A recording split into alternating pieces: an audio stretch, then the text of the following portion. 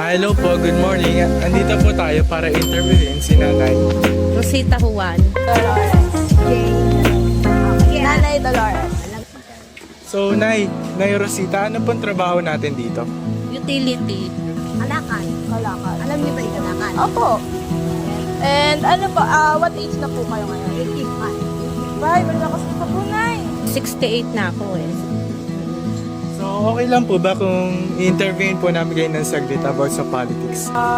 So, tatanong lang po kami ante tungkol sa politika. Aware naman po kayo sa mga nangyari sa politika. Kaya,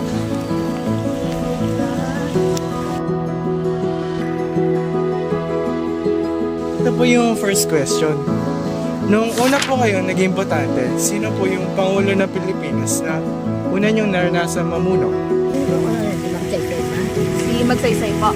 Ano po yung masasabi niyo sa kanya? Si Ferdinand P. Marcos.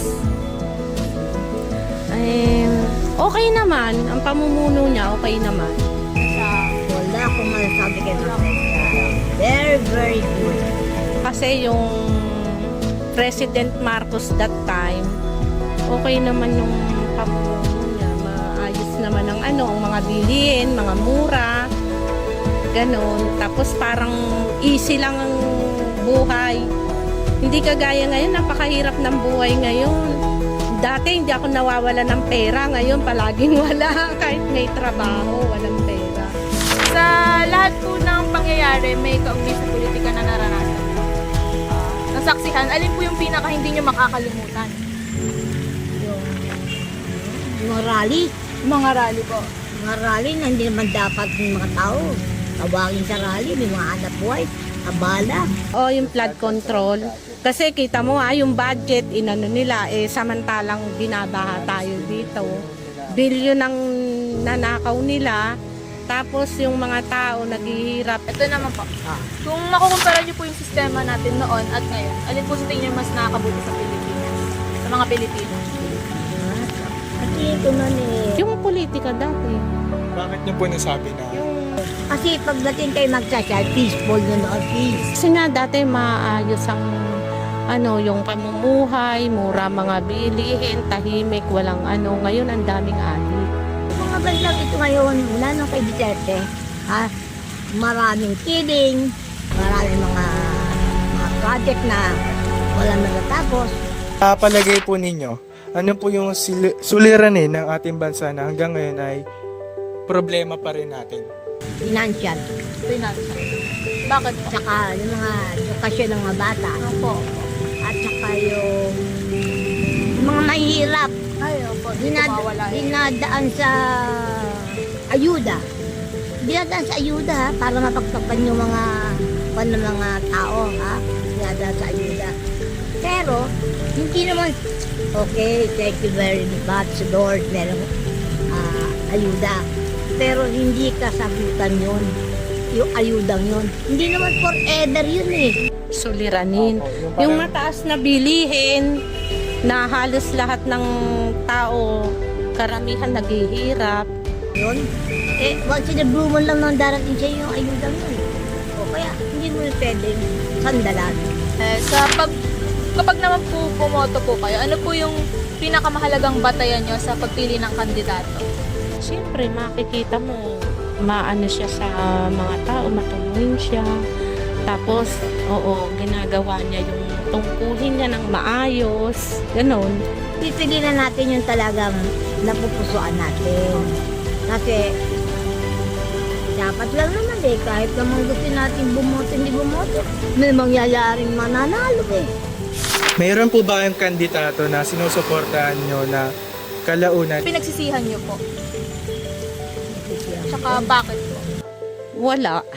Hindi naman ako nagsisi na sinuportahan ko siya. So, bali, sinasabi niyo po lahat ng Lahat naman binoto, ng parang okay po binoto, sa inyo. okay. Para ito si Duterte. Si Duterte. Si Duterte kasi wala sa alain yung kanyang pagpapatay ng tao Tama ba yun? Hindi mo na investigahin mabuti. Kung bibigyan po kayo ng pagkakataon na maibalik sa panunungkulan yung isang presidente, sino po siya? ibalik sa panunungkulan. Magsaysay. Duterte. Duterte. Bakit po si Duterte? Kasi nung si Duterte is na mumuno, kumunti yung adik. Parang na ano pa nabawasan. Ngayon dumami na naman bumalik. Ano po yung pinakamalaking hiling ninyo para sa politika at pamahalaan na para sa ating bansa po?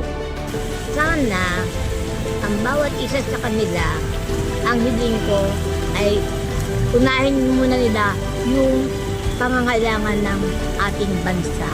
Sana sa panahon na ito, sana yung magiging kandidato ay maging taos-puso na ang paglilingkod. Yan, di ba? Yung taos-puso na ang paglilingkod. Yung wala nang pag-iimbot. Wala nang pag-iimbot sa anumang kasi itong ating mundo ay pahiram lang sa atin ni Lord ito. Kaya kailangan natin pagyamanin, hindi sirain ng mga negosyante na sinisira ang ating kalikasan. Kaya inaabot natin itong hirap at hirap na hindi naman dapat maghirap. Sana ay na ulit yung mga yung bigas ibaba, yung mga pamasahe, yung mga presyo ng mga bilihin. Dahil sa kanilang kagagawan, makuha lang nila yung kanilang aim, kumita, magkaroon ng pera. Yan naman sabi ko, wala na akong tiwala sa kanilang lahat. Next question po tayo. Sa tingin niyo po, mahalaga pa rin po ba yung pagboto? Yung tamang pagboto? Bakit? Mahalaga. Kasi syempre, pagka may eleksyon, boboto ka, yung gusto mo na, parang naiisip mo na itong tao na to, maaasahan, baka magbago ang katayuan ng Suriin po natin. Oo, susuriin mabuti. Mahalaga. Kasi noon si President Marcos, pag hindi ka nakaboto nung araw na yon, fine, pero kung punishment, parang meron pang punishment. Hindi naman lahat nangyayari na ngayon. Hindi na nangyayari. Malayang-malaya na ngayon. Boto ka, hindi ka boto. So, para sa buhay mo. Ano po yung payong mabibigay nyo sa amin, yung mga for younger generations, para sa mga first-time voters? Kayo? Opo. Pag-aralan nyo mabuti. Suriin yung mabuti kung sino yung dapat nyong iboto. Kilalanin nyo mabuti. Kung sino ang parapat-dapat na kailagay sa halal. Nakawan, mga adik-adik, wag nyong gagayahin para umayos ang buhay nyo. At yung pag-aaral nyo, ipagpatuloy nyo, kailangan magtapos kayo ng pag-aaral, sundin nyo magulang nyo. Paralan nyo mabuti. Kilalanin nyo sila. Subaybayan nyo ang bawat mga pangyayari sa kanilang buhay, kung ito ba good or bad. Saka kayo bumoto ha, na kayo mga kabataan ha. Maraming salamat po sa oras.